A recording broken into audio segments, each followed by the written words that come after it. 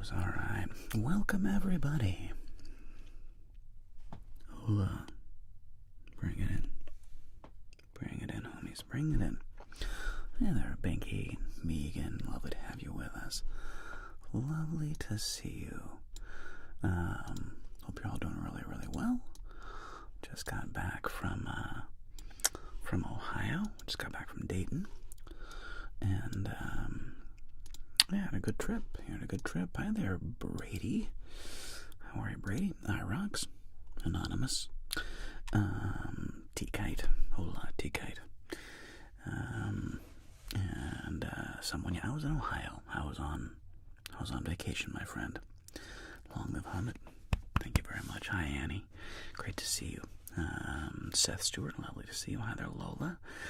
Monsieur Néanmoins, bonsoir, mon frère, bonsoir. Yeah, I was on vacation. And, hey, Guido. Lovely to see you, mate. Ciao, Guido. Family is good. Thank you, Neon, for asking. It was a good trip.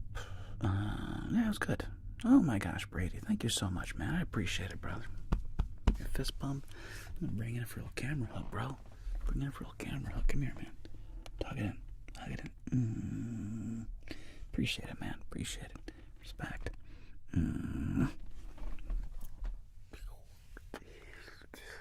Gracias, mi amigo. But yeah, family's doing good. Hey, Kaka, good to see you. Did a lot of walking around, you know, this is our want. Dayton, Ohio is a cute city. It's got a lot of history, you know. What's neat about Dayton is how it really punches above its weight, historically, significantly. It's never been like the biggest town in Ohio by any means. I mean, it's still not that big, but like in the turn of the century, apparently, like Dayton had more patents coming out of Dayton than like anywhere else in the country. There was a lot of ingenuity, you know, birthplace of aviation, but it was also like, I forgot about Delco and the like Dayton Engineering Laboratories Company, Delco. They used to manufacture all kinds of stuff. The NCR, the National Cash Register Company, NCR is out of Dayton. They were a huge company so I went to this neat museum. You too, Maya. I went to this neat museum. I'd been there when I was a kid, called Carillon Park. I hadn't been there in 20 years, okay? And my mom really wanted to show me Carillon Park, and I loved it. Oh my gosh. People, I love the Air Force Museum. Went there twice.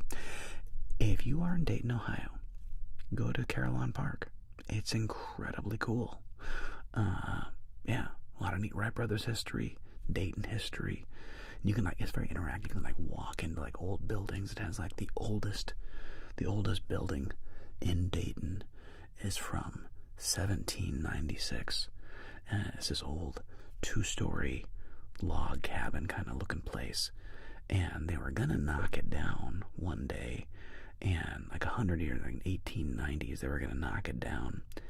And as they were getting it ready for demo, they realized there was an old building underneath the building. And this was in the 1890s, so 100 years after it had been made. Somebody was like, oh my gosh, this was a really old building. And they saved it. Thank goodness. So it was one of the first inns in Dayton. It was the home of the original, the first courtroom of justice, jail, things like that. Back when Dayton was just a little boop on the map. So it's cool to see that. It's amazingly well preserved. It's beautiful. There's just a lot of neat history there. Yeah, big fan. Beautiful cemetery nearby there. Went there with my mom, and we had a really cool afternoon. I don't know. I'll tell you, man, it's amazing how fast. It's amazing how fast time goes by. We were there for 7 days. We left on a Tuesday, came home on a Wednesday, so 8 days even, really. Nights, I guess. Man, it went by quick. Like, it was just blink and then gone, like, on the trip back. And luckily, it was, it sure flew by, man. And luckily, we were able to get out of Dayton. The reason I say that is because twice or thrice, Megan and I have gotten stuck in Dayton trying to leave. And that's often just a flaw of Midwestern thunderstorms. So we've been stuck multiple times where we couldn't get out of Dayton. Luckily, we were an hour late getting out of Dayton. Thanks, Dolores. Thank you so much. I appreciate it. Yeah, thank you, Lola May. It was great. I'll tell you what was really neat, though. So, a lot of things were really neat. One of the things that was really cool, though, is I'm always a big fan of riding bikes back to... What's up there, Brendan? And, hey, nice Brady. I feel you, bro. We're out there riding bikes, Megan and I. And we kind of got caught in a thunderstorm for all intents and purposes. And if you saw, I posted that on Instagram. We had just gone and visited my old house where I grew up. It's currently empty down there in the base housing. And I've been back to that house now multiple times. For those of you who've been following me for the last couple of 3 years, Megan and I first took a trip to Dayton. I think I first took her to Dayton in 2020. And I remember it was like Christmas of 2020. And we had anyway, I forget where I was going with that. Anyway, riding around on bikes. Oh yeah, taking her to the house I grew up, base housing. And even this trip, I'm always shocked at how small everything is compared to my memory of it. It's very annoying. Like, I've been there multiple times now at this point, and every time I go, I'm always like, this is so much smaller than I remember it as a kid. This hill when I was a kid was so much bigger. These trees, these woods, this field when I was a kid was so much bigger. So I was like, really? This is how big it was? Anyway, but it was good to show, swing by the old house. It's crazy that I can bike there from my parents' place in like downtown Dayton. Again, the whole city of Dayton seemed so much bigger when I was a kid. Now it's like riding my bike from downtown Dayton to my old house and base housing. It's like a 10-mile bike ride in each direction, so 20 miles round trip. So it's not nothing, but it was really cool. Anyway, so we do that. Thanks. Ha, LOL. I was gonna say a couple large storms. Yeah. So as we were coming back, there's these like little pop-up rain clouds that'll happen, And I saw the gray cloud off in the distance, and I was like, okay. I knew there's like bridges to get to, basically, from base housing back to downtown Dayton. There's like a series of bridges that you can use as as shelter. And so as we're leaving the base, my old house, and we're riding, I'm like, okay, we'll definitely make it to that bridge by the Huffman Bridge. We'll definitely make it to that bridge. So we skedaddle, and we get to the Huffman Bridge, and we pause under there for a minute, check out the weather, look at the radar, and it's like, okay, I think we're good to go to the next bridge. And so we start scooting, and we hustle to like the next bridge, and we stop there for a second, and this is like right before we get to the Air Force Museum, which is this long strip of like unprotected, basically, just field, like 1.5 miles of just field, maybe 2 miles actually. And we're like, man, do we go for it? What do you think? Do we go for it? Okay, let's go for it. So we jump out. We leave the safety of the bridge and get like 50 yards, and then like the rain starts coming down. We're like, aboard, aboard, aboard. Turn around, turn around, turn around. Flip back around and hustle back to the bridge right as it starts to pour rain. Yeah, Dayton, Ohio, Carmen. Right as it starts to pour rain, and this other guy and his kid were out riding bikes, and they shared shelter with us underneath the bridge, and it was just funny. So we just waited there under the bridge for like 10 minutes, 5 minutes, like not that long. And the good thing about it though is it had been super hot. So that picture I just posted on my Instagram, like 5 minutes, Megan. That picture I just posted on my Instagram of Edna Avenue and Stoner Street, Edna and Stoner, which I thought was just funny. And that photograph was like 98 degrees, according to the bikes, the e-bikes that we have, my mom and dad's e-bikes. They have a little thermometer, and it said it was 98 frickin' degrees. I mean, it was hot when I took that photograph, even though it looks like kind of like blue sky and refreshing. It was incredibly hot. Except Nico. And so the nice thing was we stop under the bridge, pours rain, temperature drops by like 15, 20 degrees. Now it's like 81, 82 degrees, and the rains have kind of like, swished away things, and it's all fresh. So Megan and I start heading out across, the Air Force Museum, the field, to the Air Force Museum. And it's beautiful lighting, it's got that kind of gray lighting with the sun in the distance, like the rain has just passed, that cool lighting. And, off to the left is the Air Force Museum, and I see the big cool planes out there. There's like 4 like big, old, Air Force planes out there. And I was like, dude, can we just ride our bikes to over there? I don't see why not, right? So we just rode our bikes into the Air Force Museum area. But this is like not part of the Air Force Museum. It is part of the Air Force Museum, but it's like off to the side. And there's no sign that says no bicycles. So Megan and I are like, can we just go there? Let's check it out. It's not even a back lot. It's like a front lot. It's like part of the museum. You can definitely go check out those planes. And you can like touch them and kind of like walk around them, and like, they're just old planes.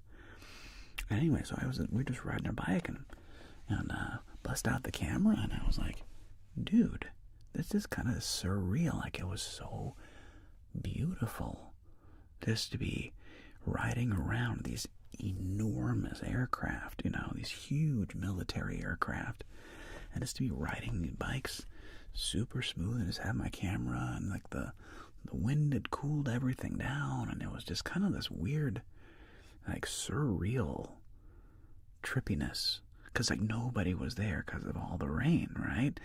Like, so it was just Megan and me, and riding our bikes around these cool old planes. I don't know, it was just a really cool moment. So we did that, and then other than that though, it's going out to dinner with my folks, hanging out. Dad and I would always have a cigar or two, more like 2, sometimes 3 cigars. And that's so funny, I don't really smoke cigars. Like back in LA here, I don't know when I'll have my next cigar, but I'll be on in a while. But like when I'm hanging out with my dad, like, well, I always just sit around and smoke cigars. I'll have like 2 or 3 a day, which is like not normal for me. And then so that was basically Dayton, and very nice, Carmen, your old pal in Dayton. Yeah, very cool, Carmen, very cool. And then the week went by in a blur, and here we are. Although, so got back last night, and it worked out amazingly well. Our trainer, John, who I've mentioned many times, amazing guy. We was watching Lucy, when we were gone, and he had a dinner. I'll tell you this weird story. Amen, Brady. Amen. He had a dinner down in the South Bay, and was like, "Well, you guys can either pick Lucy up like after 10 p.m. or hey Maya, or like maybe I can drop her off on my way to dinner." And we're like, that would be amazing. So we got my wife's cousin to unlock the house. She unlocked the house. John was able to drop Lucy off at the house, and it was so nice to have her like waiting for us when we got home. She was home for like 2 hours before we got home, probably 3 hours. She was fine, but it was so nice to like have our cousin open the house, drop off Lucy, come home to Lucy, so I didn't have to go out and come home, jump in the car, drive 45 minutes to go pick up the dog and come home. Anyway, it worked out great. What's up, Alessandro? And basically Megan. I mean, that's also very true. Have I ever been to West Virginia? Only just driving through. Oh my gosh. Kate, lovely to see you. But I'll tell you guys, so today, back, had a good morning, ton of choring, mowed the grass, walked the dog, watered the lawn, did a lot of chores, kind of getting things ready, back from being on vacation. Wanted to film, so I got the Blackjack table all set up and got the cameras all set up, and I film a nice, classic, relaxing Blackjack, and I get done filming. It's like 35 minutes of filming, and I notice my iPhone camera had shut off. It had shut off at 1.5 minutes, and I need both cameras working because that's my iPhone is what I use for my cards, so you can see the decks. And anyway, so I filmed for 35 minutes and useless. I have to throw it all away. It's okay. Actually, you know what I should be doing? I need to be charging my phone while I'm talking to you guys, because I need to film when I get done. Yay. I'll tell you, I'll need to film. I'll need to film that again when I'm done. Yay me. Very long since been working all over. No chance of catching the stream. So good, Thwomsy. Lovely to have you realize it. Lovely to have you back, my dear boy. And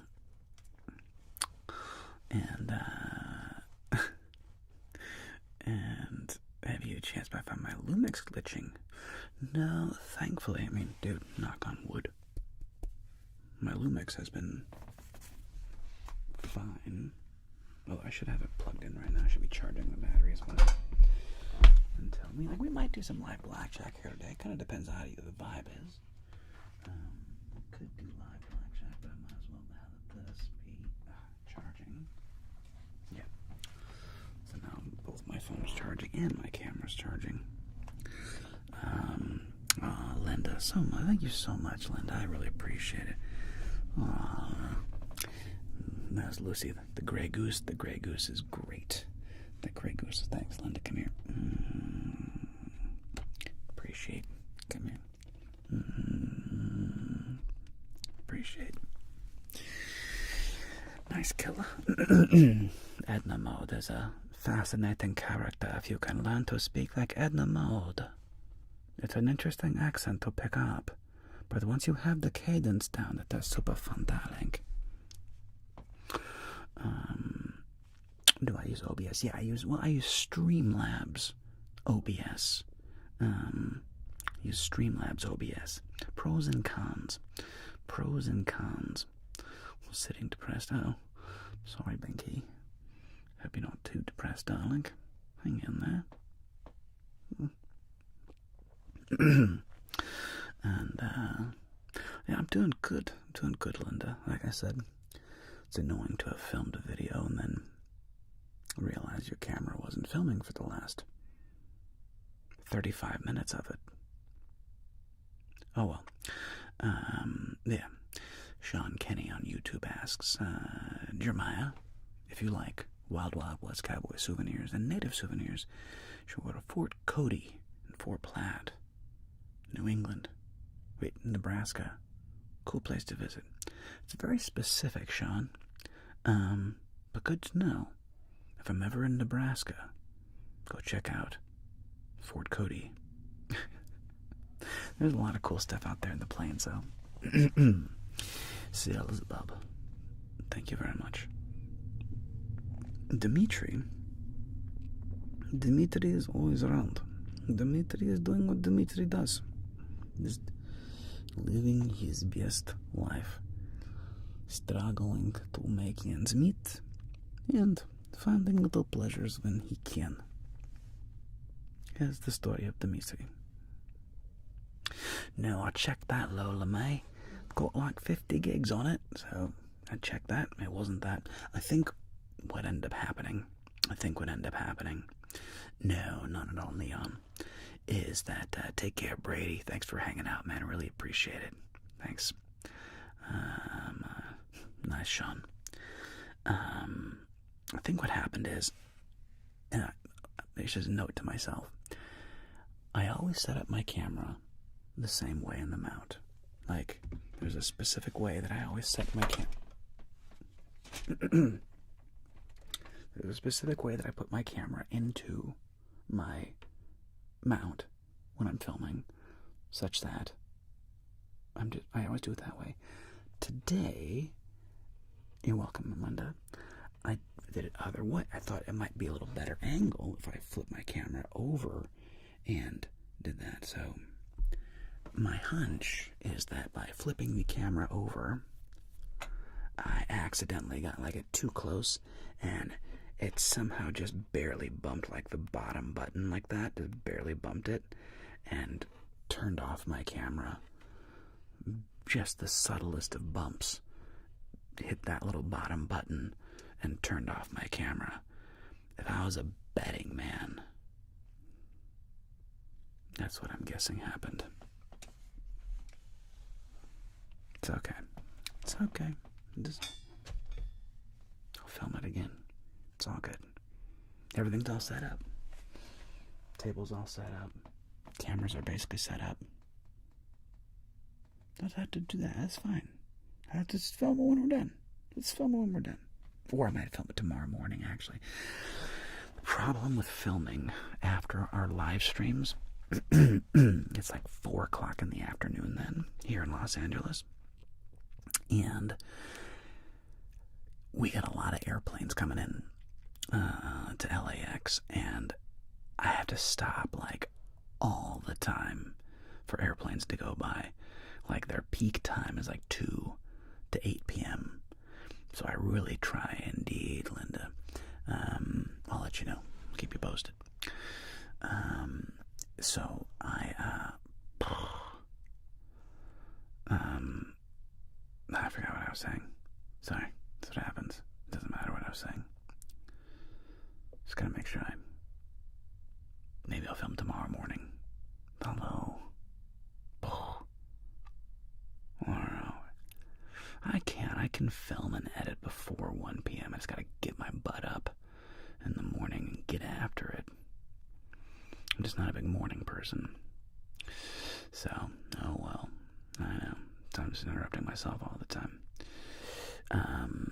So, anyway, we'll see. I should film today after the live stream. But like I said, there's usually so many interruptions. It's like airplane. Wait 2 minutes, airplane. Wait 2 minutes, airplane. But we'll see. We'll see.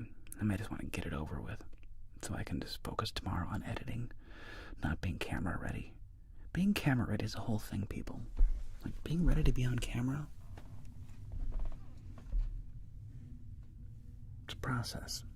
It requires a weird level of, like, for me anyway, a very awkward level of, like, self-reflection. Is that the right word?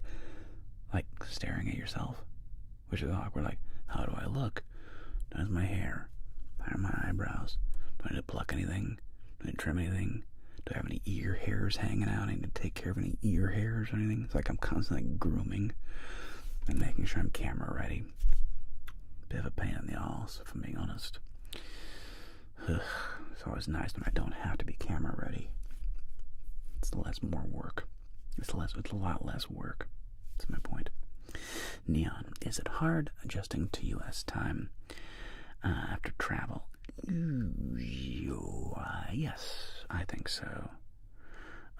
Nice, the mom said. JoJo's cool, Zach, man. JoJo's cool, man. Oh, thanks, Sean. I appreciate it, man. And Killing Online.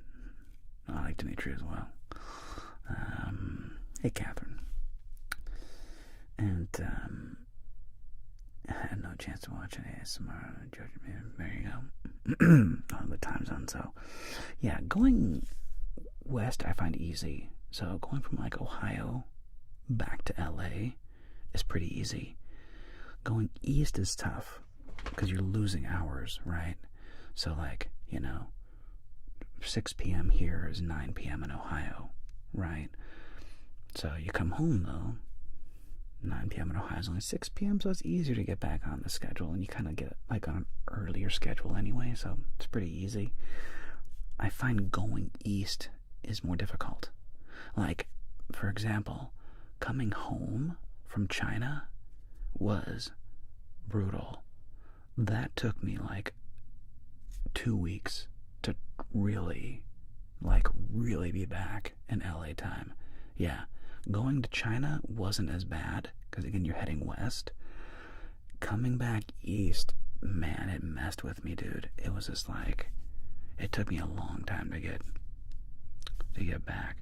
So it kind of depends, I'm not sure how you deal with time zones, Neon, but yeah. Let's see, Sean asked, does winning too much money make casinos think one is counting? If not, what is the usual warning signs for casinos? Well, exactly, Dice. See, going to Hawaii, no problem. Coming home, oof, exactly. No, I don't know, Sean. I mean, here's the thing about casinos. They do not like it when players get really lucky. And they are absolutely watching you all the time. They're always counting all the decks, all the casinos, the eyes in the sky know exactly what the count of the deck is. They probably have AI software that just tells them, like, just nonstop monitoring, like, what the count of all the tables is. And they're just watching the players' bets. And if you do start winning too much, especially if you're varying your bets, and when the count goes super low, you are betting small amounts, and when the count goes really high, you're betting large amounts, they can kick you out. And a casino can kick anybody out at any time for any reason that they want. And if they even get a whiff that you are counting cards, they will absolutely kick you out. They are not in the business of giving money away. And if they remotely suspect that you are one-upping them, they will 100% ban you from a casino. So killing gaming. So be aware of that. It's very true. When I go to casinos, though, again, I don't really gamble, people. Okay, I don't encourage gambling. I like dealing blackjack quite a bit. I actually enjoy card dealing, and I like tracking the cards and like the number, like the counting, right? VPN for the stream. Nice killing gaming. So weird that France does not like me on Twitch. It's very strange. No, Thwomp, I don't think that's legal. They'll just kick you out and say don't come back. I don't think they can actually withhold the money. I think that would be illegal. Unless they dead to rights know you're cheating, like they 100% dead to rights. Other than that, I don't think they are legally allowed to. Yeah. Rookie series when? No idea, Xantos. I'm not even sure what a rookie series would be. Ew, what's going on? Is Matty Stafford? Matt's still set to start. I'm excited about this year's football season. Stafford is set to start still, I believe. We'll see what happens. You got it, Banks. Let me see.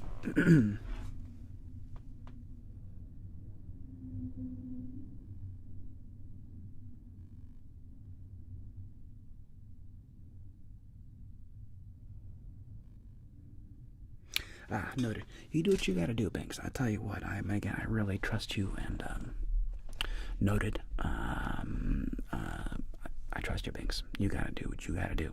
Okay? Appreciate you. And no, it's not that, Thumpsy. It's all good, mate.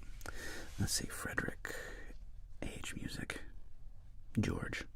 What's up? You pianist.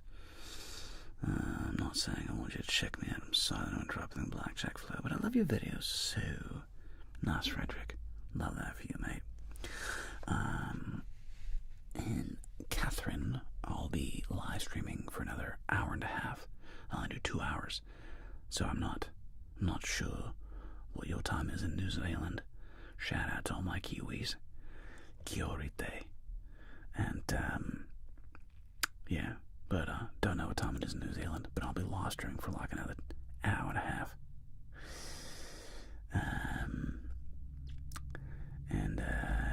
Let's say, Killing Gaming, is it possible to refuse the winnings, but it's in relieves on illegals advantages? I don't know.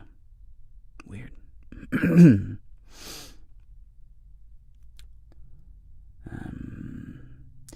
They believe he will start. Okay, but Sean is stacking the deck to go after young QB. Arch Manning. Is he like one of the Manning kids? Like Peyton's son or something? That's interesting. Is he like Peyton or Eli's son? Like one of their cousins or whatever? Weird. Dolores, I would do a meet and greet. He's the nephew. Fascinating. Well, listen.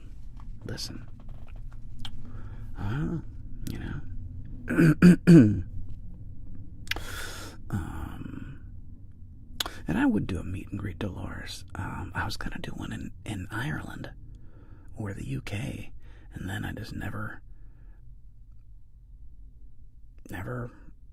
got over to Ireland, unfortunately, so I never got to do a meet and greet. Never really thought of doing one in LA. I guess I could. It would just be sad if nobody wanted to show up. If I'm like, I'm going to do a meet and greet. We're going to be at this restaurant or bar. Come out and say hi to Meet ASMR Jeremiah. Such and such a date.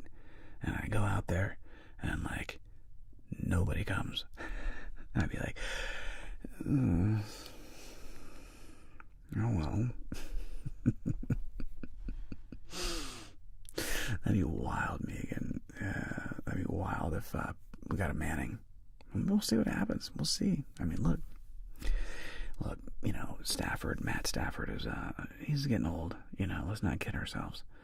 He only has so many people, too many years left. It's probably his last year, so we need a young quarterback. We'll see what happens. Dolores is like, I'm close to LA.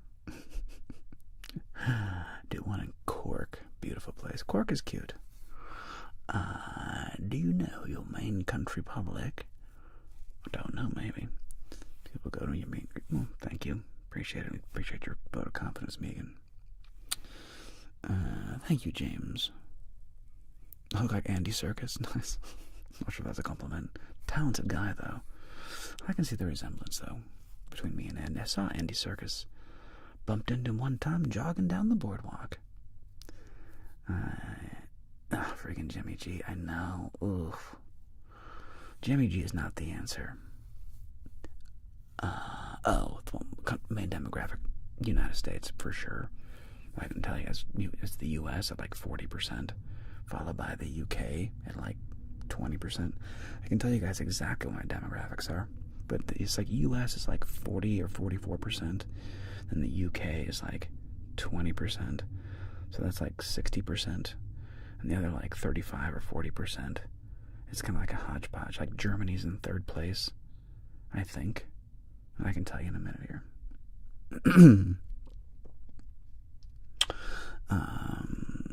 Everybody would come see you. It's like unreal. Yeah, well, maybe. I don't know. You never know. And thank you, James. Xantos, the rookie. The Praga, John Nolan. Good role player. Oh, I love Nathan Fillion. He's great, man. I've never seen The Rookie, but I'm a big fan of Nathan Fillion. And how do you grow a channel?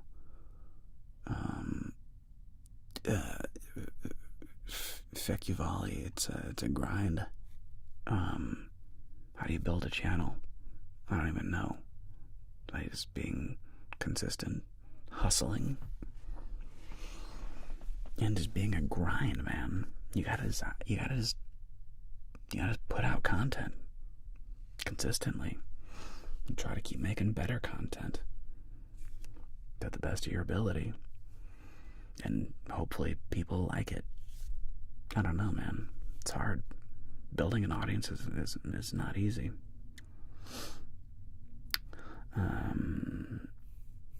Nice, Sean. Frederick, have not seen Superman. Heard good things. Have not seen Superman.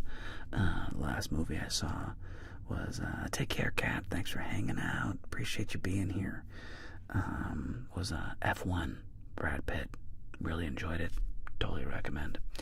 But that's the last movie that I saw in theaters. Superman looks pretty good. I don't know.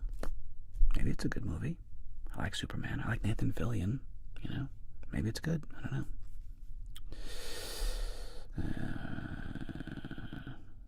Thank you, Sean. Yeah, that was fun.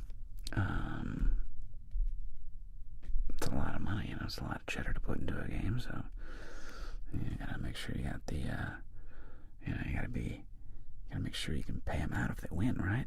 That's the whole key. If they put $1 million in play, they have to be able to win $1 million. They gotta make sure you got $1 million laying around. So yeah.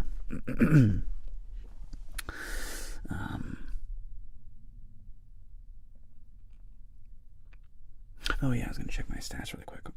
What are my countries? My main countries? Now y'all got me curious. Alright, let's see. Analytics. And views. Top content. Where is it by country? Not views, maybe. Where is it?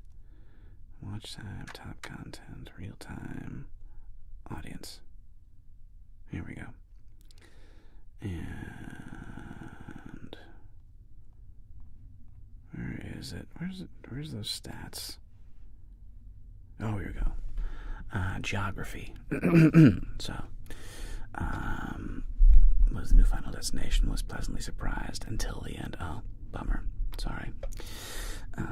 Yeah, so my stats. United States, 45.7%. Call it 46%. Then there's a massive drop-off. So, 46% U.S. Second place, United Kingdom, with 9%. So it goes from 46% to 9% in the U.K. Third place, Canada, 4.4%. Fourth place, Germany, 3%. Fifth place, Australia, 2.4%. Thanks, you crazy Aussies. Appreciate it. Sixth place, Brazil. Obrigado to all my Brazilian homies. Followed by Brazil, France, 1.4. Italy, 1.4. Poland, 1.3. And the Dutch, rounding out the bottom with 1.2% of my viewers being Dutch. So yeah, quite the spread, but 46% U.S. the Superman is way different. We're supposed to be bringing light into the video. Nice Vibed. I'm hoping it's good. Do I listen to ASMR to relax? I do not. Yeah, that's funny. I'm a weird ASMR artist. I'm a weird ASMR artist, and I do not really consume ASMR.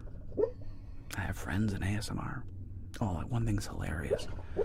That's my dog sleeping. She's having a dream. She's woofling in her dream. Killing game at 1.4. Represent, bro. Appreciate.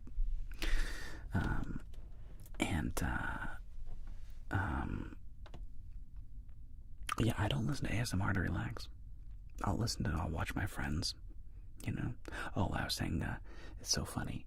Somebody commented on my channel, like, oh my gosh, you should, like, ASMR Jeremiah is not good. You know who's better is Cat Bailey. You should go watch Cat Bailey. Go watch Cat Bailey ASMR. And I'm like, yeah, dude, Cap is my boy. Definitely go watch Cat Bailey ASMR.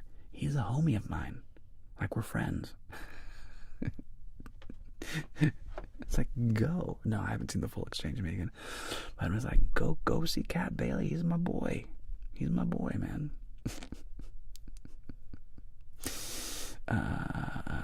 The German accent, Xantos. So German accent is because I've spent some time in Germany and I've had German friends. And it bothers me that so many of the, well, a lot of German accents, in fairness to them, it's the old German accent, which the old German accent, Fred's great, I love Fred, so the old German accent is not what a modern German accent sounds like. Since World War II, basically all Germans learn how to speak English in school, basically, and so, fair enough, Megan, and so, exactly, killing gaming, exactly what I do, don't really consume it, just listen. Modern Germans have this unique accent which sounds much more like this. In other words, the old German accent, Germans of course can't pronounce. There's no sound in Germany that sounds like the, like them, their, those, this, that. And a lot of languages don't have that sound. The. It's a weird sound. And if English is not your native language, watch how I have to make the sound. You have to stick your tongue out and then pull it in. The. It's weird, right? So a lot of languages do not have that sound, that the. And so traditionally, Germans used to have, instead of saying the, they would say the. This, that, und then, wie will, and there's a lot of za. However, modern German, because y'all are working on English since you're kids, you can make the sound. So what ends up happening is that German now has this strange, barely afflicted affect to the sound of the voice, and it's barely understandable. It almost sounds like good English. It's so close. It's this weird hodgepodge of like, it's sort of like British English, and it's sort of like American English, and there's a weird affect in the tone of the voice that is like the new German accent. I happen to think it's very nice. It's a pleasing accent, and that's where Helmut came from. Yeah. Ja. Und so weiter. I was trafficked. Dear God. Well, Auntie B. That's terrifying. So glad you're okay. Hang in there. Hope you're safe. Goodness gracious. What a horrible thing to happen to somebody. Sounds awful. Oof. But yeah, I gotta see the full. I need to go find the full exchange and see what the back and forth is.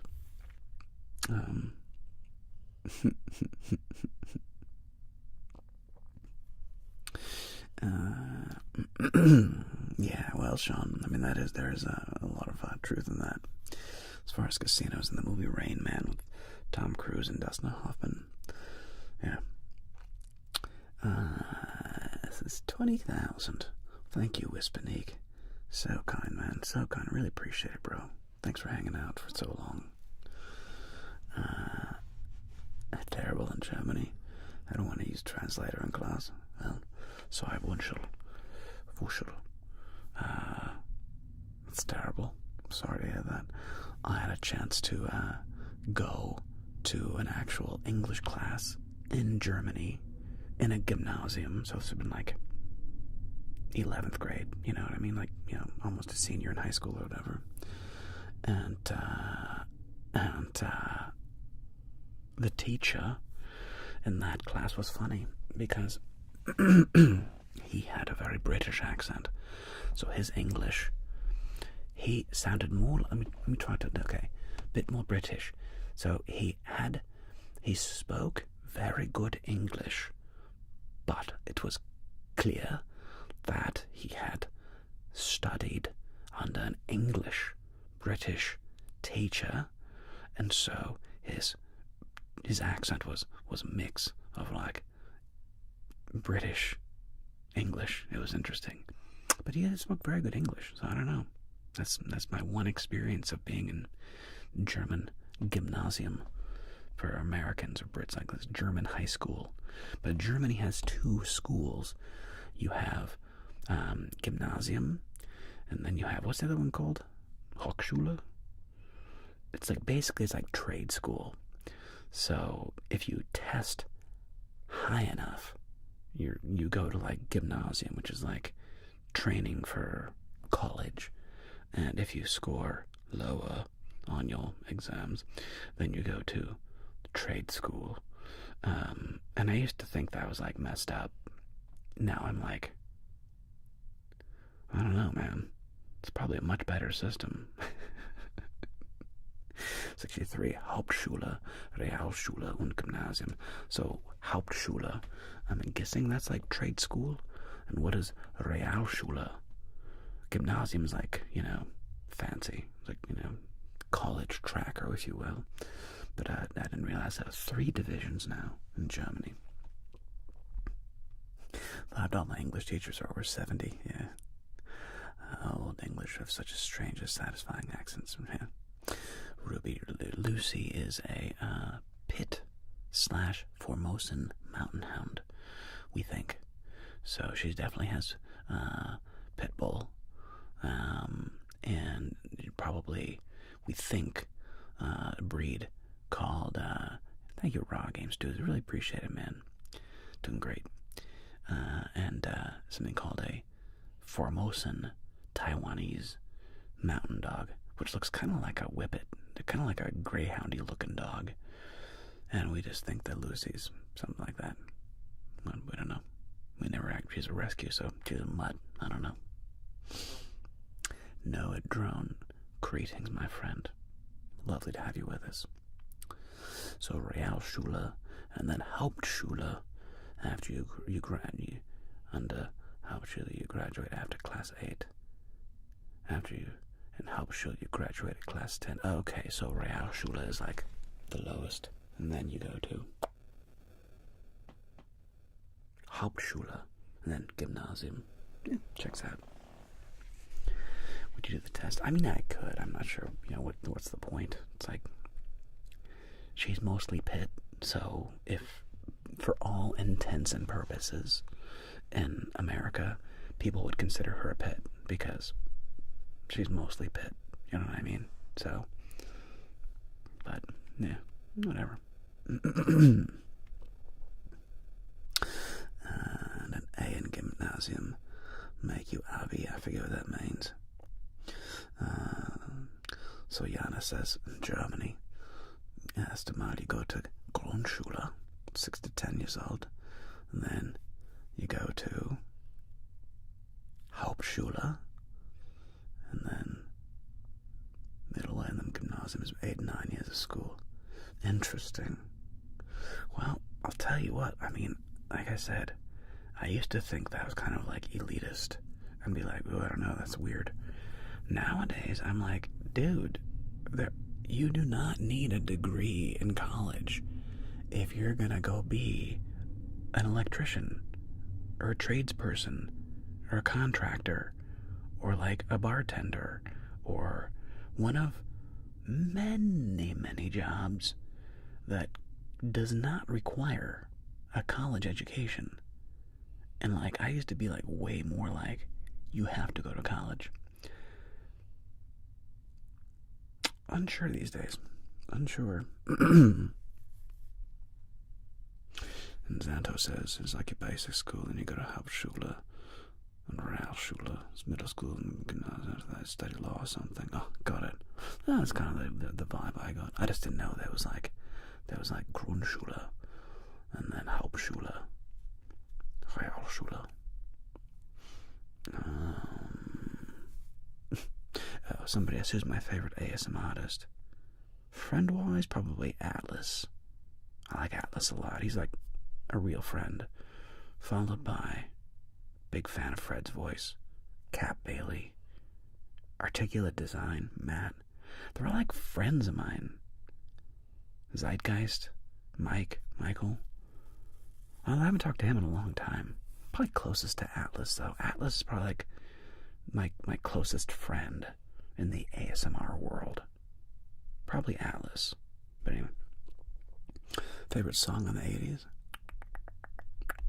Probably something by Oingo Boingo. Probably like Dead Man's Party. It's a great song. So is Wild Wild West by the Escape Club. So is anything by Prince. Cream.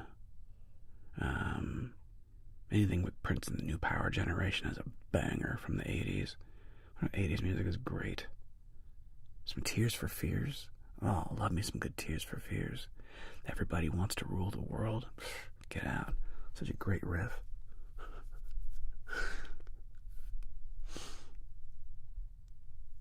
And then let's see. And thank you, Braden. I appreciate it, man.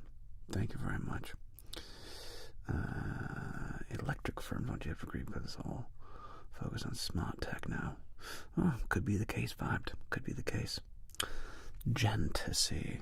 I love your videos about space and the stars and light years. Well, I'm so interested in that. I was wondering. Well, thank you, Gentasy. And Raw Game Studio, who is the father of ASMR? Gentasy, you know, goodness gracious, I wonder,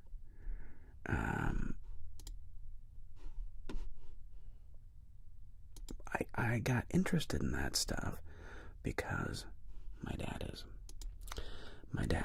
is a avid amateur astronomer, and massage ASMR on YouTube. Nice. Raw Game, good for them, man. The OGs, good for them. Hey, JC. Listen to Konigata, which is marching theme of Indiana Jones, The Last Crusade. Go Nah, Sean. Jennifer Allen coined the term ASMR in 2010. Yeah. If only I had jumped on the bandwagon a little bit earlier, I'd be at 1 million subscribers by now. It's alright. It's alright. Glad I joined when I did. But Gentasy, father was really big into astronomy, and I remember some of my favorite chats on road trips were when my dad would just talk to my brother and I about physics and, you know, the size of the universe and light years versus light minutes, and, you know, like that whole thing, like, was like, wait, what, you know? And then he would, like, hey there, ex-Lories. And then and the trip was great, JC had a lovely trip. And my dad would then explain to me, hey, wait.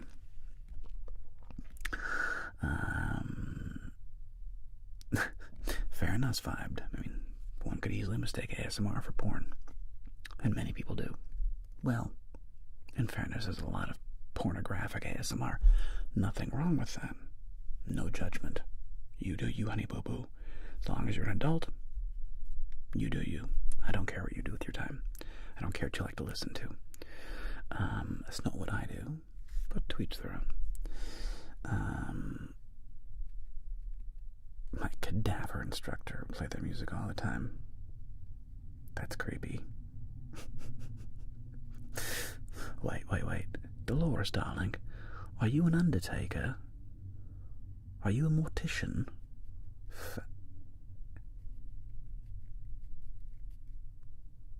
Were you a mortician, darling? Fascinating job, that. Weird job, that.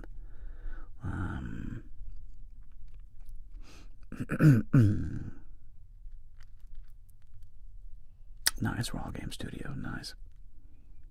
But it used to be pre-med. Got it, Dolores, got it. I'm like, cadaver instructor. Whew, creepy. But rather be like gross anatomy, right? Makes sense. And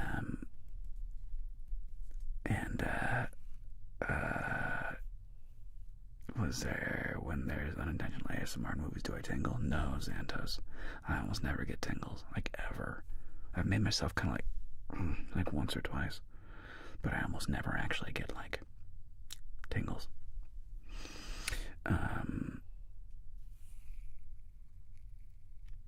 yeah, so Giantis, just to wrap up, my dad was just really into it, and I remember him just teaching me about like relativity and how like time slows down relative to a constant. If you're going the speed of light, close to the speed of light, time slows down relative to how fast you're going to the speed of light. And I was just like, what? It's cool stuff, man. Cool stuff. Trippy, dude. Trippy. Exactly, Dolores. Exactly. Of course you did. As one has to. Braden asks if I ever played sports as a kid. I did. First sport was soccer, a little bit of baseball. So I was like a little kid, 6, 7, 8, 9 years old. Soccer and baseball. And then I got into hockey. And hockey became like my main thing. I ended up playing junior varsity and varsity ice hockey in high school. Quit there, and then I played a little junior varsity golf. So I played competitive golf, competitive hockey. Hockey was my main game, though. And then what else did I do competitively? That was it. I did a little tennis on the side. And vibed? Nope. I've never worked at a casino. I am 100% self-taught dealer. So, yeah. Yeah, if you watch my early Blackjack videos, it's very cringe. They're shockingly bad, to say the least. They're shockingly bad. But yeah, I was just thinking again, Fantasy. I love that topic. I love talking about physics and space. I love talking about like the mysteries of the universe and the weirdness of the universe. And I've talked to this one a couple. I mean, again, just in case nobody and you weren't here for this conversation, this is a new fact that I learned, and it just completely blew my mind. Completely blew my mind. I was just like, what the heck? Which is, you know, when I was in school and I was learning in science class, we learned about molecules and atoms, right? That atom is the, you know, the building blocks of life, of course. Like it's a fundamental element, right? You get down to the atom and you have the fundamental elements, periodic table of elements, right? And as you combine atoms, you make elements, and like water, for example, H2O, one hydrogen atom, 2 oxygen atoms, smush them together, and that makes water, H2O, right? It's the most famous example. And as far as playing guitar, just gotta go play guitar. But when I was a kid in the textbooks, right? When I was a kid, we always saw atoms, and, atom look like a little picture, like a golf ball looking thing on the textbook page, and it shows, okay, atoms have a nucleus, and they have these things called protons and electrons, positive and negative charges, and they're spinning around, kind of floating around the nucleus of the atom, and that little structure with the nucleus and the protons and electrons, that's an atom. And I was like, cool, get it, that's totally cool. Awesome. And last month, I learned something fascinating. So it turns out, the nucleus of an atom is nothing like what I thought. It's nothing like what I thought. It's not even 99% empty, bro. It's way more. It's way worse than that. Your sex, I'm gonna bounce. Oh, take care, Kate. It's so good to have you with us. I'm giving you a big ol' hug. You take sweet dreams. I'm gonna go talk about space here for a second. I'm gonna talk about little things, then I might talk about space. Come here, Kate. Appreciate you. Appreciate you. Sweet dreams.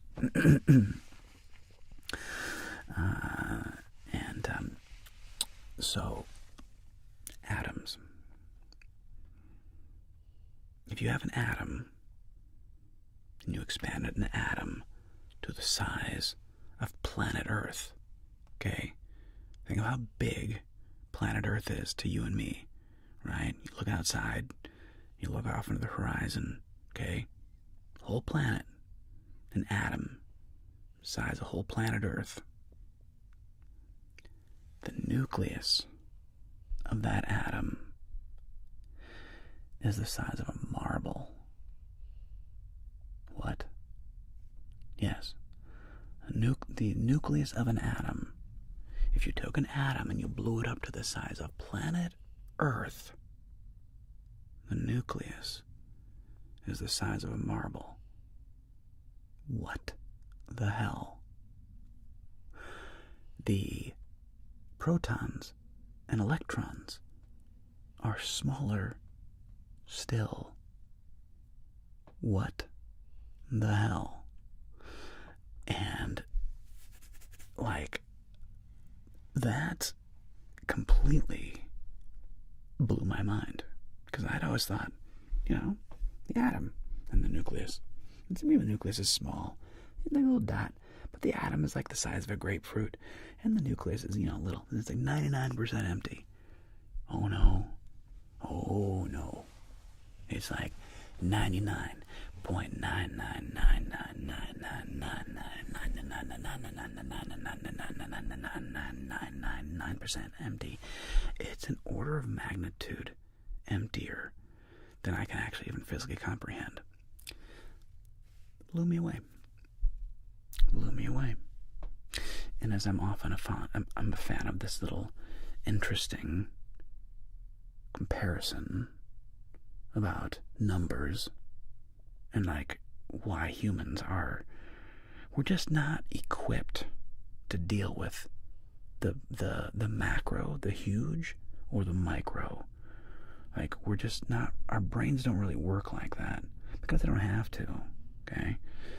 That's not how you and I deal with the universe. You and I deal with the physical, what you and I perceive as the physical realm.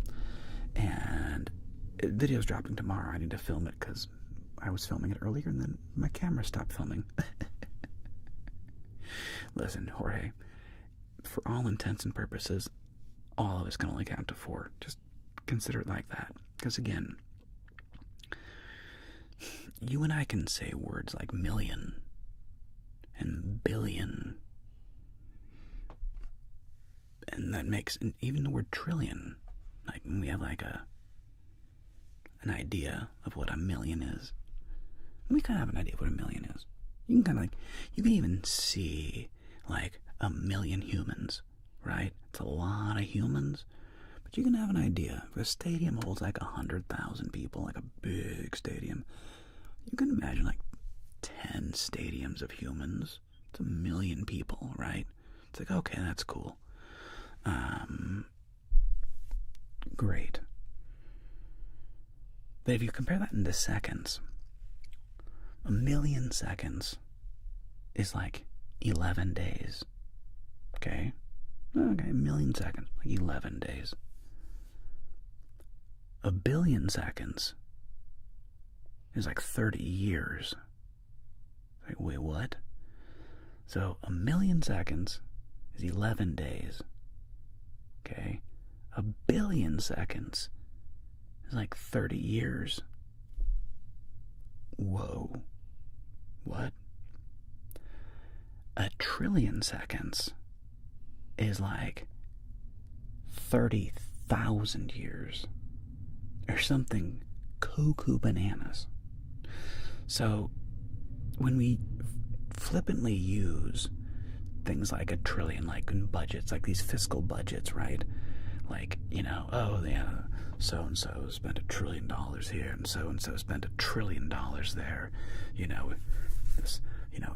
We've sent $200 billion to this thing, or we sent $200 billion to that thing. It's like, whoa. What?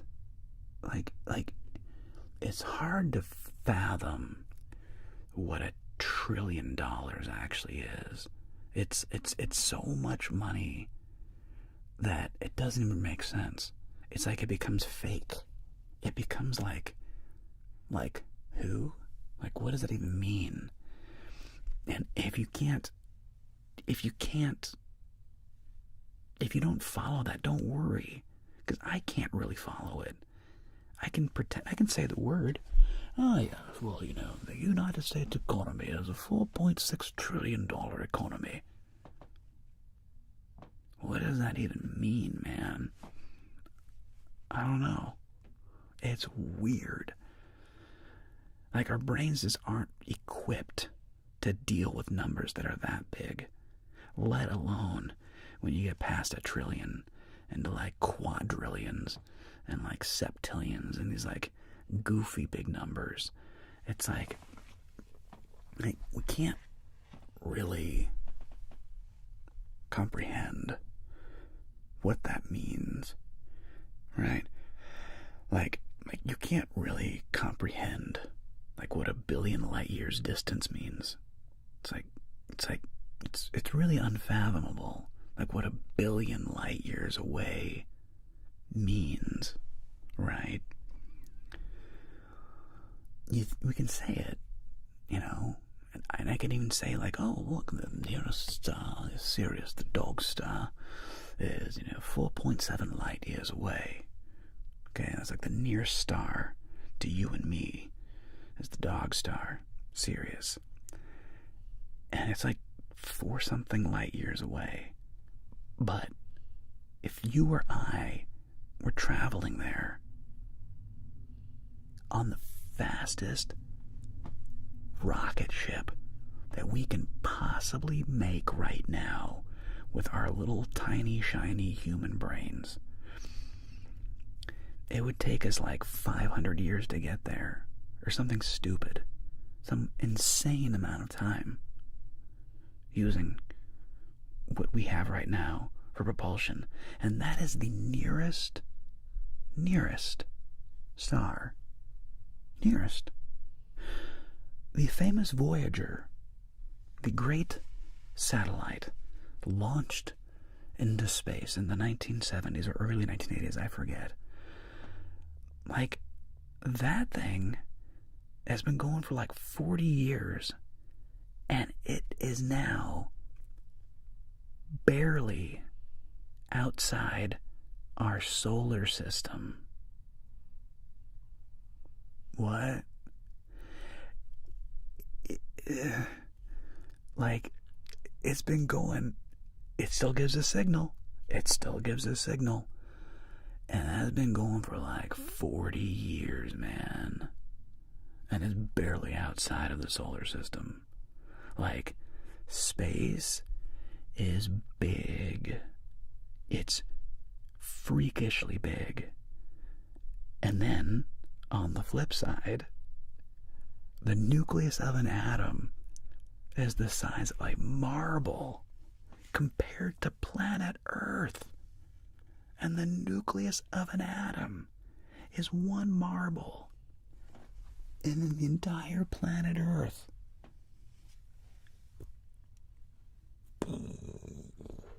What the heck? Like, what is it? Like, it's just... And you and I, our little, yours and mine, our tiny, shiny human brains, are just not really equipped to think of things on that scale. You know what I mean? You know, we're just not really... We can't really think about things like on that scale. Thank you, Apollo. And, Aaron, I mean, I'm not going to talk about things there other than it's obviously horrible. Yeah. Your favorite role play, is it Edna or Joker? I don't know, vibed. I love Edna, love the Joker. Those two are probably my favorite. Those are probably my favorite because both of those characters are very much not like me in real life. It's fun to play characters who are very much not like me. I personally am like very empathetic. I personally care very deeply about how you feel. I'm worried about how I make you feel. I love human connection and emotion. So when I get to play the Joker does not care about you at all. Doesn't care about your feelings. Joker's a sociopath, psychopath, right?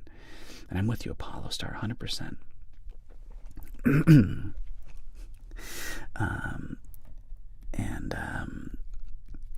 Well, theoretically, it'd be a Blackjack video. That's what I had filmed earlier, and then my camera stopped working. So we'll see if I refilm it or do something else. I'll probably refilm it. I'll probably do that. And then I'll come up with something for next week. I don't know. It's a mystery. But yeah, getting back to the tiny and the big, you know, I love that, Megan. That's super cool. You know, when you think about, again, the nearest star within our galaxy, right? We all live in the Milky Way galaxy. We think we're on one of the outer spiral arms of a galaxy that we call the Milky Way. We're pretty sure that if you had a picture of the Milky Way, like if you were looking down on it or up on it, flat, then you would see the Milky Way in a nice big spiral, right? Theoretically, we think we're on one of the kind of like outer arms of the Milky Way, right? Which is why when we look up in a dark night sky in the desert, right, someplace where there's like no light pollution, in the mountains, and you look up in the sky, what you see is like a ribbon of bright light bisecting right down the middle of the sky, okay? And that ribbon of bright light is because you're looking edge on into the center of the Milky Way galaxy from one of the spiral arms, okay? So we're out here on a spiral arm, slowly spinning around the universe, and I forget how fast we're going. I think we're going like 26,000 miles a second or something insane, right? Like, we're traveling at some mind-bending speed in a galaxy that is traveling at a mind-bending speed. So the Earth is traveling, rotating. Our whole solar system is rotating and traveling at thousands of miles per second. Our nearest star, Sirius, the dog star, will take us hundreds of years to get to, and there are literally billions of stars within a single galaxy. Billions. And then you realize there are billions of galaxies, and your mind goes, wait, what?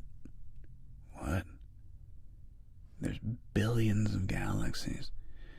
each of these galaxies has 100 billion stars. Maybe more, maybe less. And it just goes like, what the heck, man? The scale of the universe, it doesn't make sense to our tiny brains, right? Yeah, killing gaming.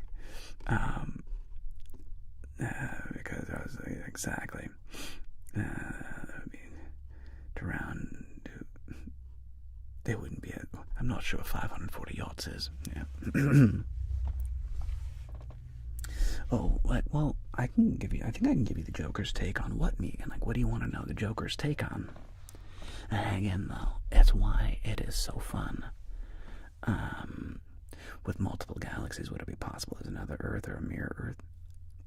Fantasy, that is 100% true. I have no idea.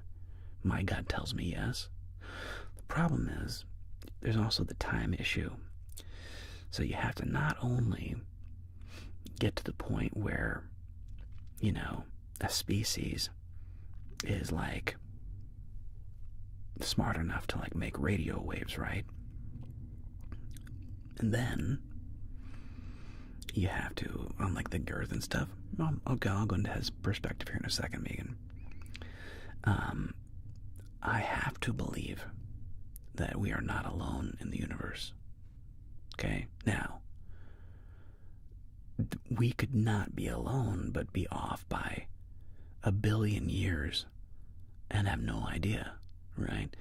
Mars, for all we know, may have had amazing sustainable life 1 billion years ago, and may have had entire civilizations that came and went, and you and I would have no idea.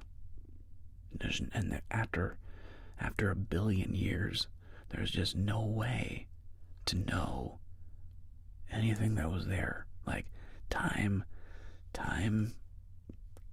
cleans up everything, right? On a long enough timeline, it cleans up everything. And, but, you know, when you just think of the scale of the universe, so many stars, I cannot believe that we are the only ones that are intelligent, quote unquote.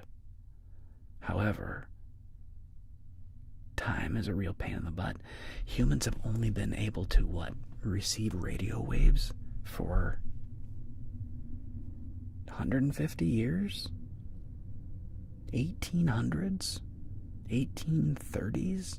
When we could first pick up radio waves, right? So, humans have been humans for call it 100,000 years? Some people say 300,000. Whereas, I mean by if you could go back in time, you know, you could still produce offspring with another human about 100,000 years ago, maybe 300,000, where the genetics would be similar enough that you and me could make offspring with them. That's only been 100,000 years, right? Which is a blip of time. It's like a tiny, tiny, tiny bit of time. And out of 100,000 years, the time that you and I think of the most relevant out of that 100,000 years, is like the last quarter of a second. That last tiny little sliver of time, the last seconds, is like out of this 100,000 year timeline that we're like modern humans, right? It's crazy, man. It's crazy. So yeah, I don't know. We'll see. And IROX GTA 6, no idea. Don't play it. Sure, it's a fun game though. Like a plate, not a bowl. Well, that's true, Joshua. We think we live I'm pretty sure I would be shocked if they got this wrong.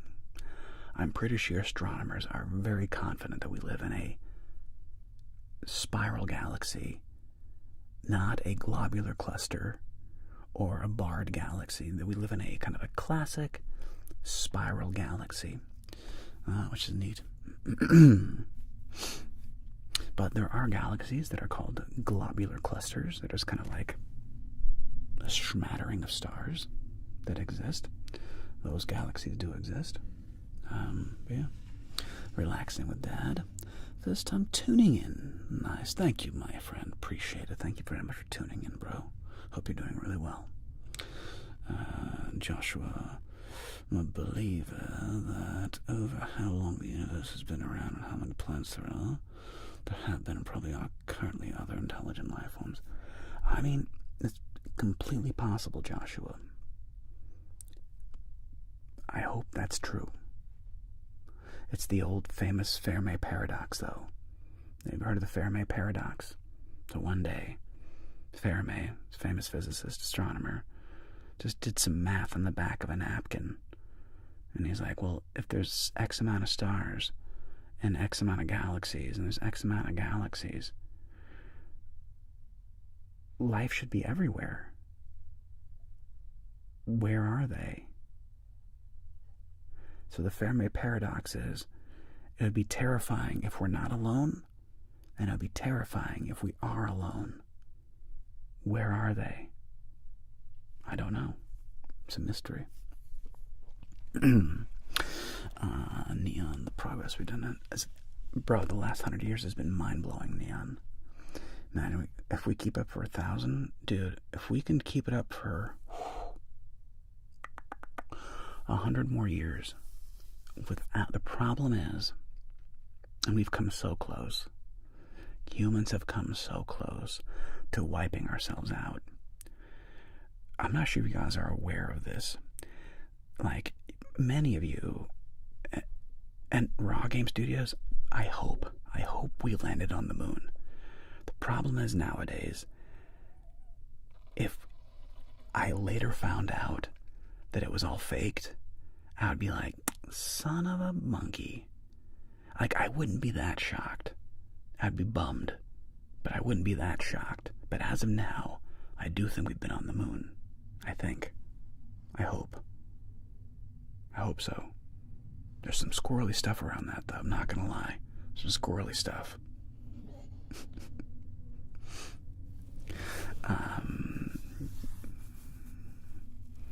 Maybe, Sean. I'm not sure. But yeah. And so, I forget where I was going at. I was on a roll there for a second. Talk about planets, keeping the pace. Oh yeah. Dudes, okay. Are you all aware? There's the very famous example that many of you are familiar with, where there's a famous Russian Soviet submarine captain by the name of Petrov. And this guy, his machines, his monitors told him that the U.S. had launched ICBMs against Russia. And he's looking at his screen. It shows missiles launching from the United States to Russia. And Commander Petrov was given the order to return fire. And Petrov saved the world by just going like, I don't think they would do it. I don't think the United States would attack Russia like this and risk destroying the entire world. I don't think they are doing this. This is probably a mistake. And Petrov did not retaliate. He did not fire back. Definitely saved the world. Later, I learned the United States had a program during the Cold War where we were always flying around B-52 bombers, these big bombers, okay, getting refueled in the air. It's permanently flying around. And on these B-52 bombers were one or more nuclear bombs. I did not know this until not too long ago. And look you in the eye when I tell you this. Multiple B-52s carrying thermonuclear bombs crashed. Wait, what? Come again? Let me repeat that. In case you don't know how close it's been. Multiple nuclear-armed B-52 bombers have crashed. And you just think, what? How dumb are we? That after the first one crashed, maybe they're like, hey guys, I got an idea. Maybe we don't have nuclear-powered aircraft accidentally crashing throughout the world. Maybe that's not a good idea. Oh no. Multiple. What?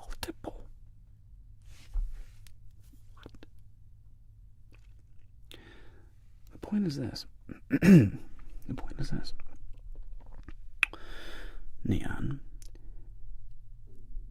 if we can survive another 100 years, I think we make it as a species. I think in 100 years, humans will be interplanetary.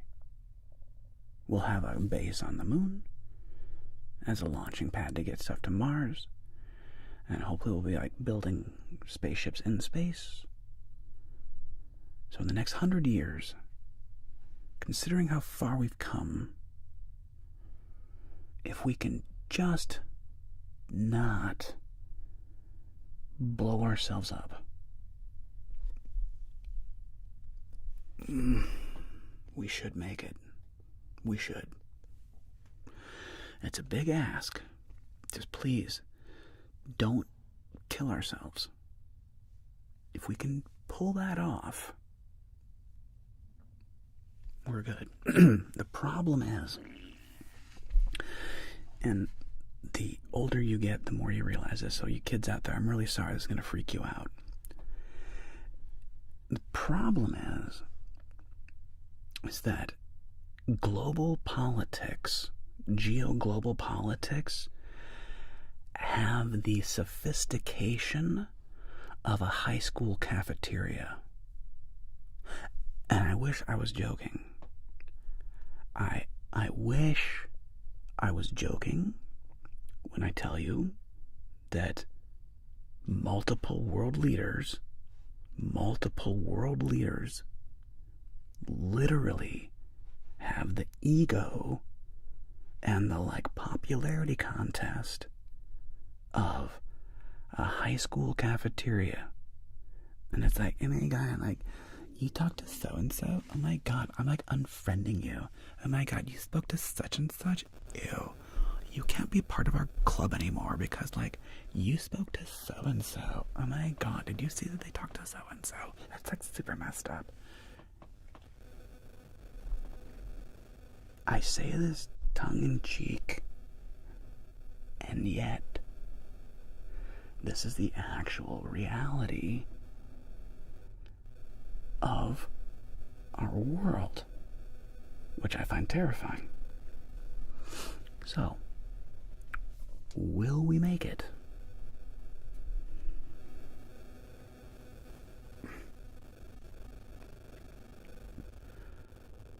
I hope so. Because we can end this whole thing so easily, so stupidly. and tragically. But if we can just make it another 100 years, I think we're good. I think we're good. This is crazy. I mean, I've had to not look at the comments too much so I can actually maintain my field of thought here. Let me see what you guys have said. Exactly, yeah. 100%. 100%. Yep. Exactly. Let's Neon. Amen, brother. Hoping and praying we can break the cycle.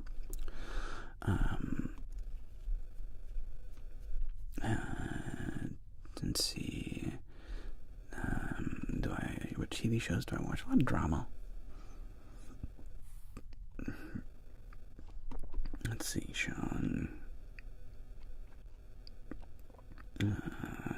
Ernest goes to camp. Those are funny. Thanks, Delicious Water. What new resource do you think we have to uncover, utilize, to take us to the next step of space exploration? Asks Relaxing Dad. ASMR. That's a great question. Unsure. My dad has worked a lot in materials, so probably some weird namibium, cadmium, blah blah blah, germanium, hoobity hoobity hoobities.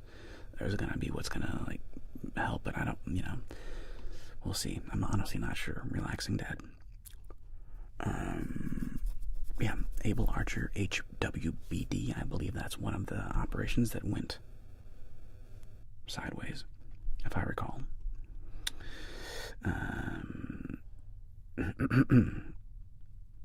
Oh, and Joshua, it's way worse than that. What's up, Angelo? What's up, nerds? What's up, nerds?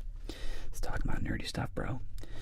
So, yeah, Joshua, it's like if the history of the universe was shrunk down to 1 year,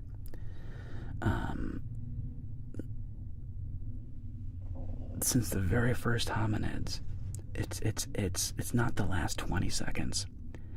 It's like the last, if you stretched out the timeline, not even the universe, just like the planet Earth. So not even the 13.8 billion years, only the 4-something billion years of our planet. Only, okay? Only.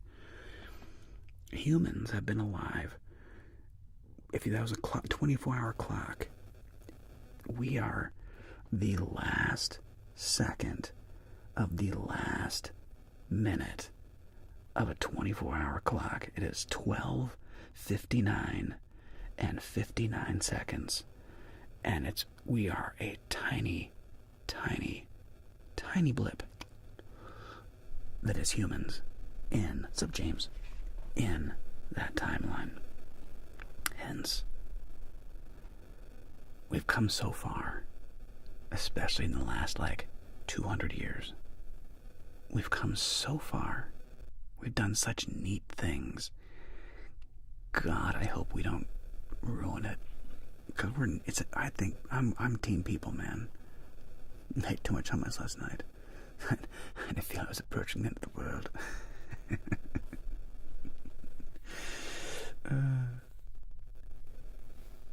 I'll pretend to believe you there. Is it me, or is the mic glitching? I hope not.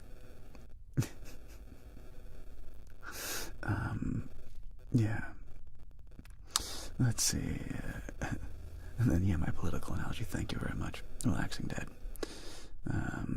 Basically.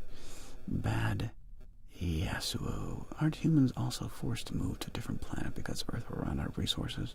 I mean, well, yeah, but that's not really an issue, dude. You gotta realize, eventually, the sun will eventually swallow up the Earth and go supernova. Eventually. This isn't another 2 or 3 billion years. And I don't think you understand. Again, going back to my this seconds analogy, right? If 1,000,000 seconds is 11 days, 1 billion seconds is 30 years. Okay?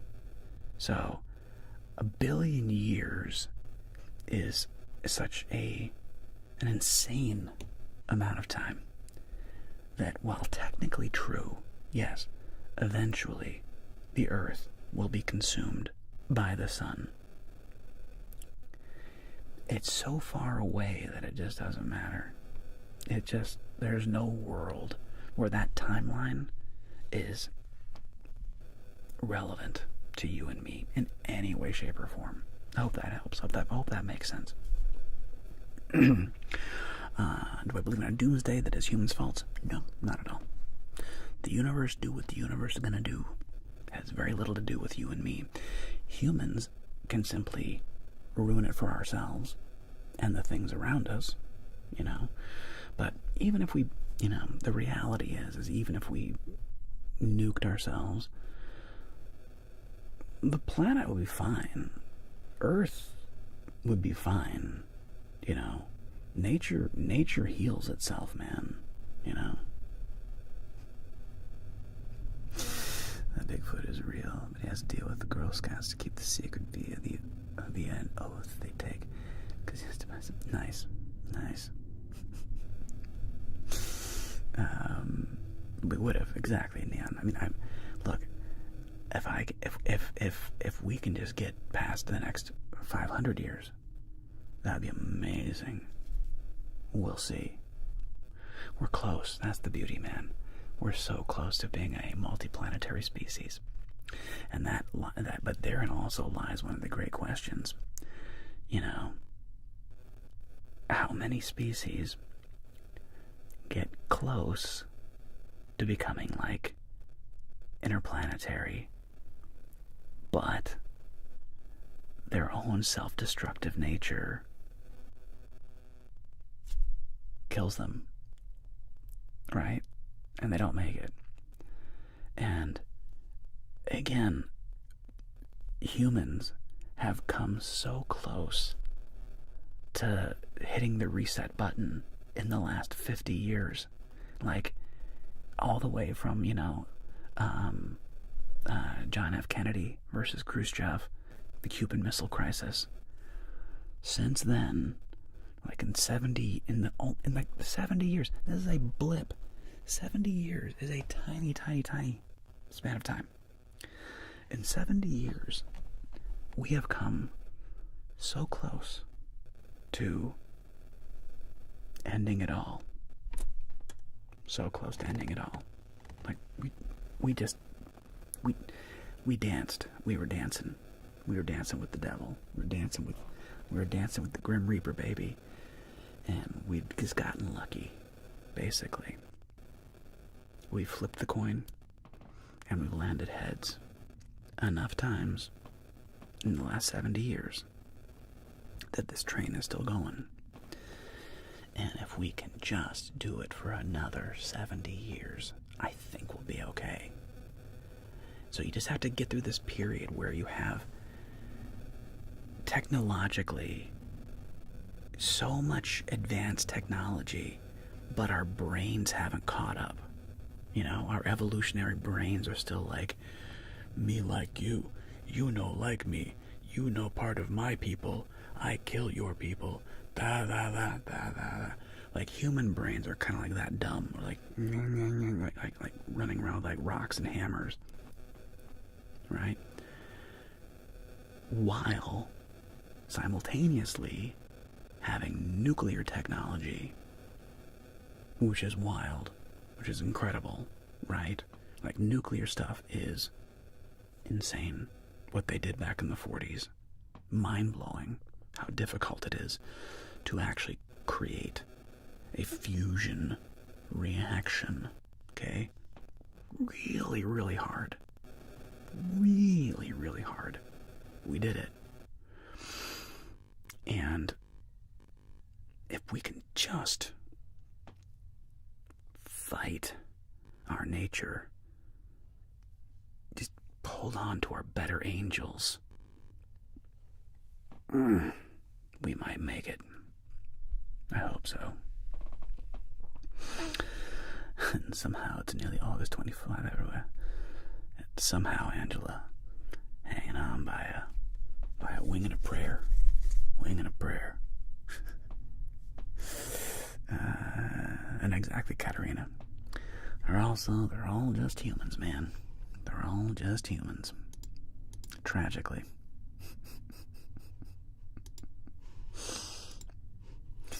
And, Greg, Big Mac or nuggets? Big Mac, man. You gotta go with Big Mac. Because I would do chicken fingers, but not chicken nuggets.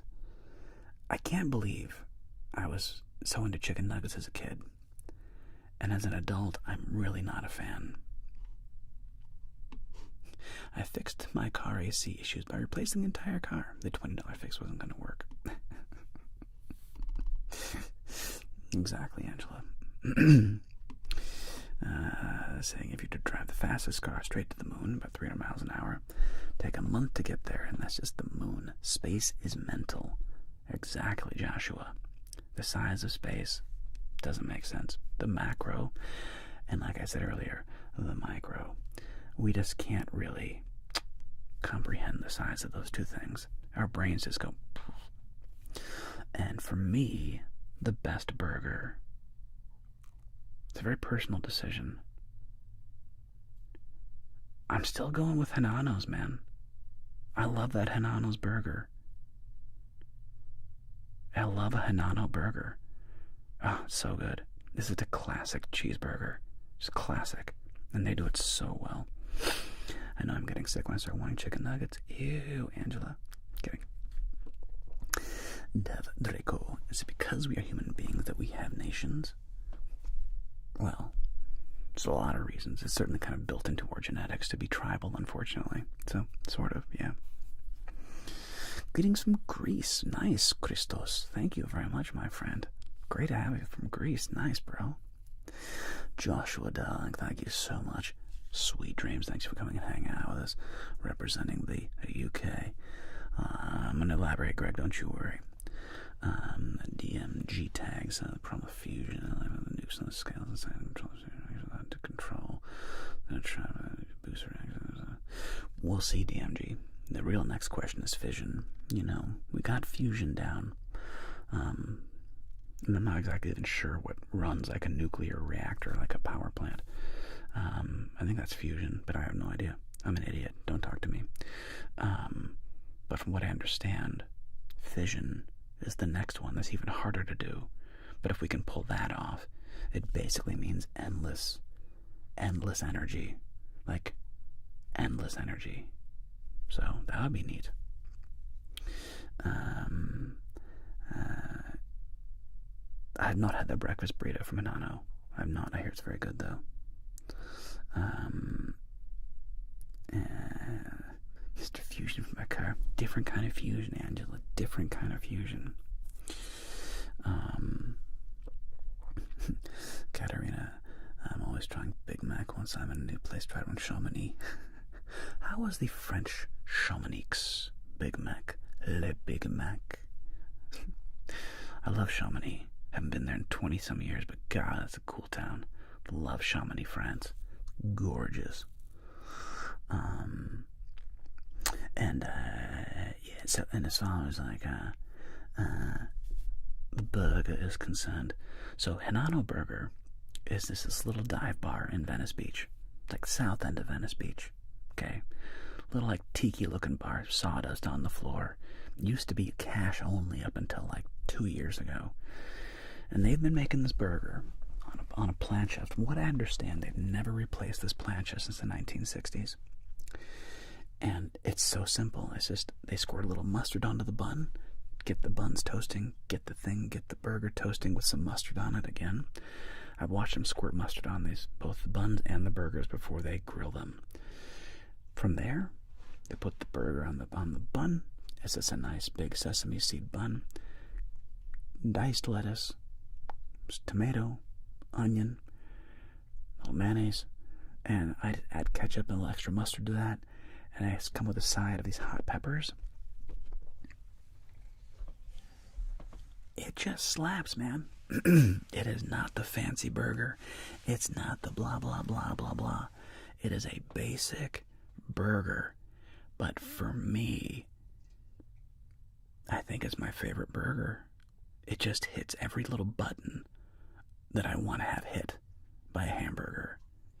And it is absolutely comfort food. It is just like, it's just so good. And, yeah, and they're just not trying to reinvent the wheel, you know? It's not a smash burger. I love smash burgers. I love a good smash burger. Don't get me wrong. I love a smash burger. But this is just classic. And they're not trying to reinvent the wheel, you know? It's just a classic burger. And it's so good. Oh, darling. Angela, why would you have to give up red meat, pumpkin? That sounds terrible. I love red meat. I'd be so bummed if I couldn't have red meat. Pizza is tricky.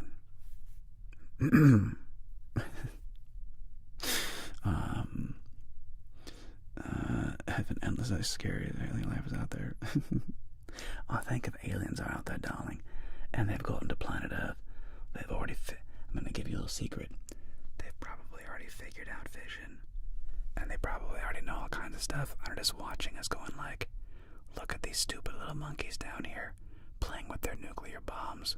These little apes. My gosh. Should we help these morons out? Like, should we just give them like a little help?"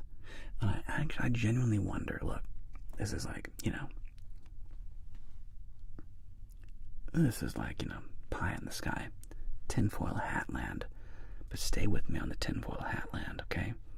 Put your tinfoil hats on.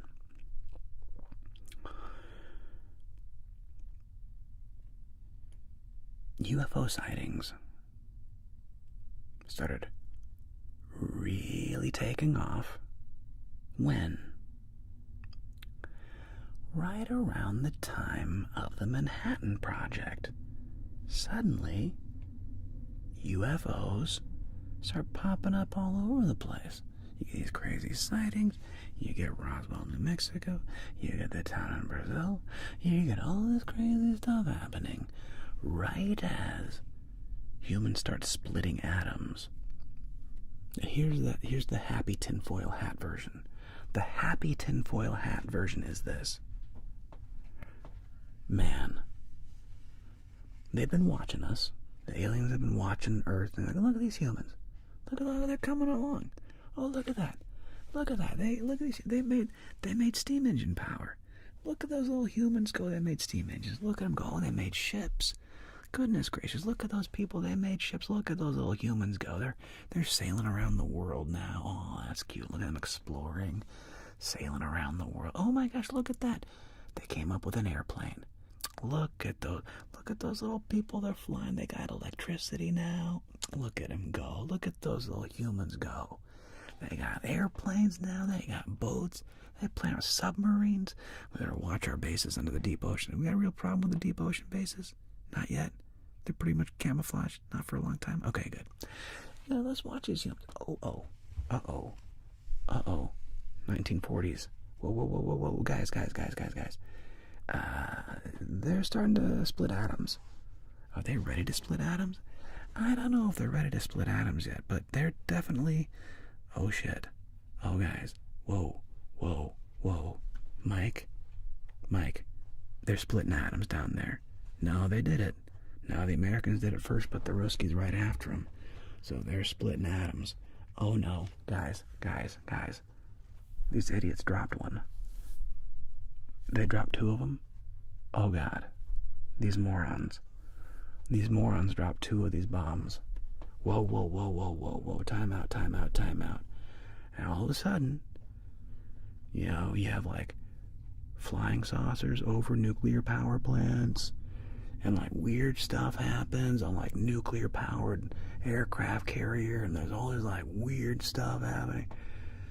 And I would like to believe that they're just doing, like, bro, you stupid little monkeys, listen, we're proud of you for splitting the atom. You guys are so close. You're so close to being a Type 2 civilization. Come on, just don't kill yourselves. You little dumb monkeys. Just You just need to get a little further along, and then you're gonna be fine.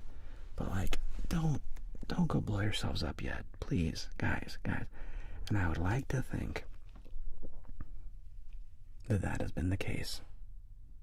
That they are watching, observing, amusingly, going like, look at those little humans. Look at what they're up to. Man, look at them go. Those are some very seriously industrial little monkeys. Look at them go. Look at those guys. You know, there were like 30 hominid species back in the day, and all that's left are these little... No, they took out Neanderthals. No, there's a bit of a war, but no, the Homo sapiens won, man. They did it. They won the battle. And look at these crazy little monkeys splitting atoms. We'll see if they can handle it or not. They've almost blown themselves up. They've already dropped 2 of the damn things. Just don't let them blow up anymore, please. Can we just help this civilization just and here's another insane thing, right? If you were an alien, okay, and you're observing Earth, like here you are observing people. We split the atom in the 1940s, okay, and like 80. Boo. What a wife. Cheers, my dears. Salud. A little wine and philosophy to continue. So, here we are.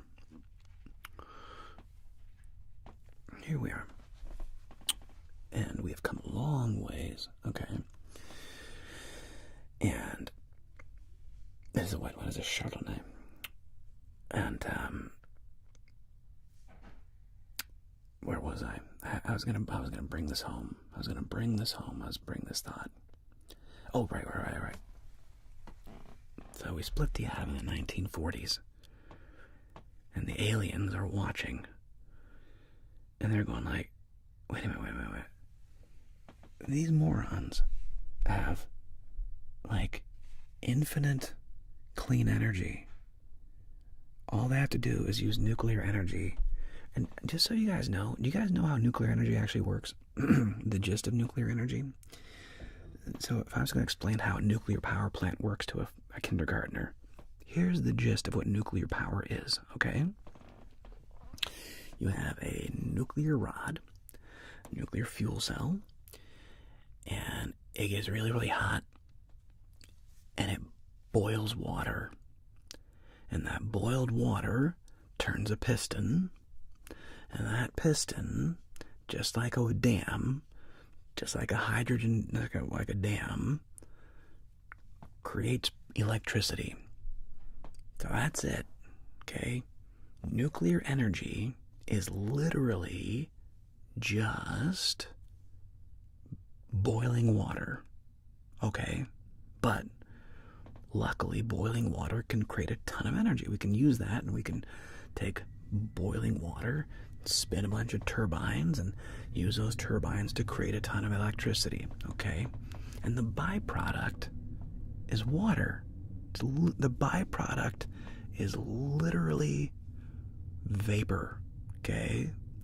And here's another fun fact about nuclear energy. I don't know if you guys know. Do you know how much nuclear waste there is on planet Earth? You're not going to believe this. How much nuclear waste is there on planet Earth since the 1940s? How much? Any ideas? Any ideas? You guys got any guesses? How much nuclear waste is there in the world?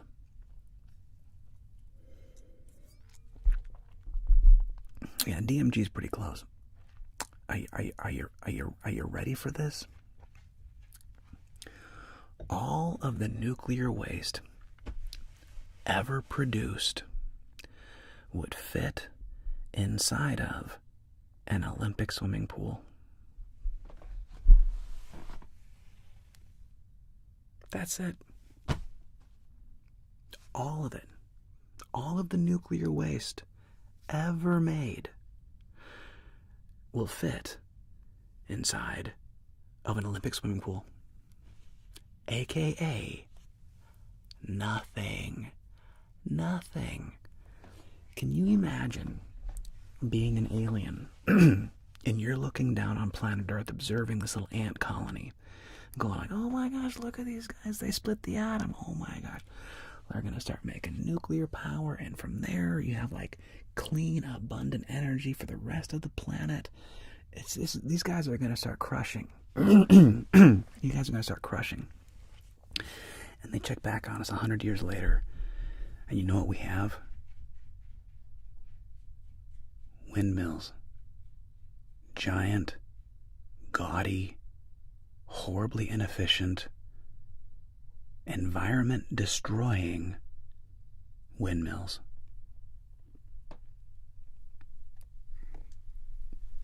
Why? It's so stupid. You can literally split the atom and create abundant, for all intents and purposes, cheap, almost never-ending energy, which produces like zero waste. And it produces like zero waste. It literally spits water vapor into the sky. And you people are making windmills. Okay. Windmills. Mike, have you looked at the humans recently?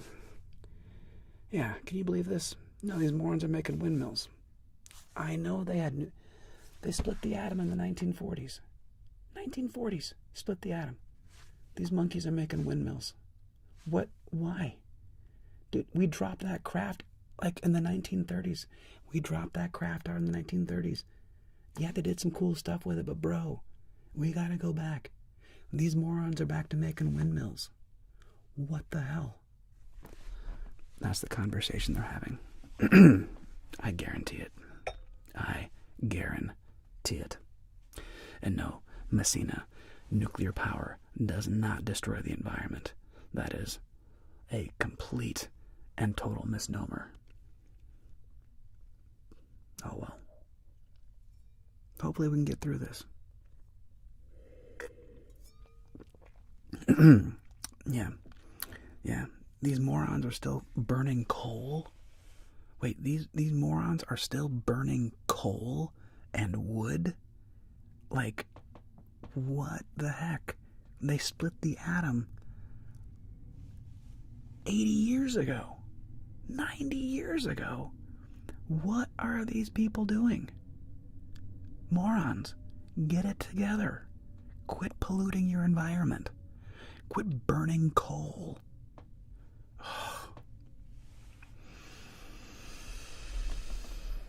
Anyway. Thanks, aliens. Appreciate you. Yeah.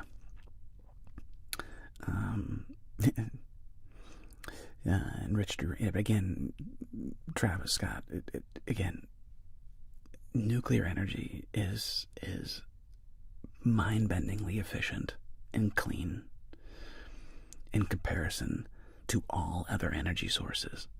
It's like orders of magnitude cleaner and more efficient. Orders of magnitude. And yet, we're still firing coal power plants and using frickin' windmills that are like messing up the whales and murdering birds. Like, windmills are just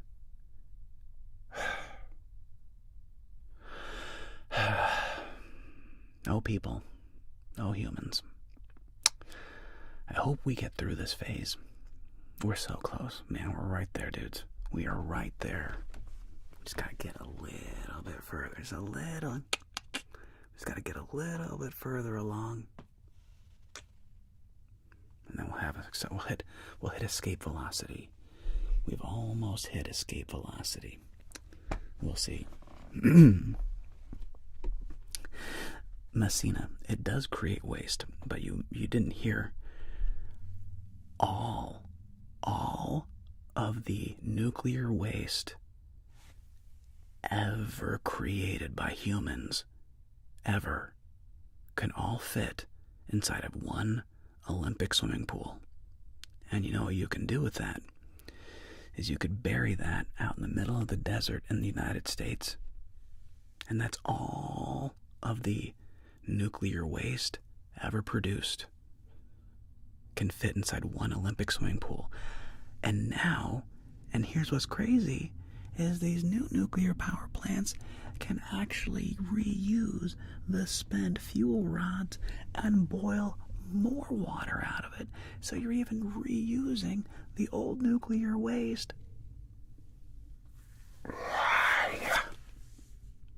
And yet, burning coal and windmills. Good job, people. High five. Mind-blowing.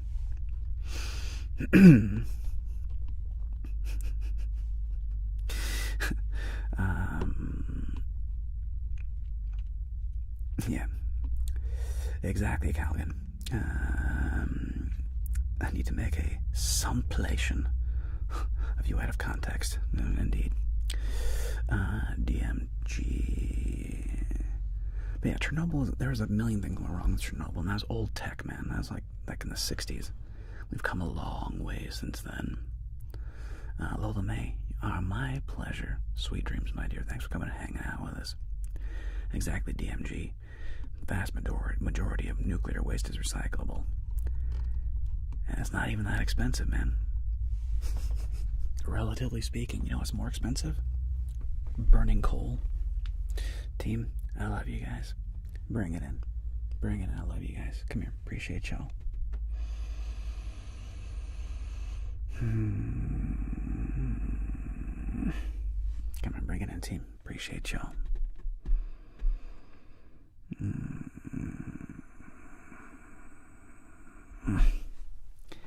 And Megan, I can't wait to see that at Burning Man this year. That's gonna be dope. YouTube, I'm gonna let you guys go. Take care, YouTube. I need to go film a video so I can do something for tomorrow. Excuse me, I need to go film. Love you guys. I'll catch you later. Take care, YouTube. Bye. And that's YouTube. So,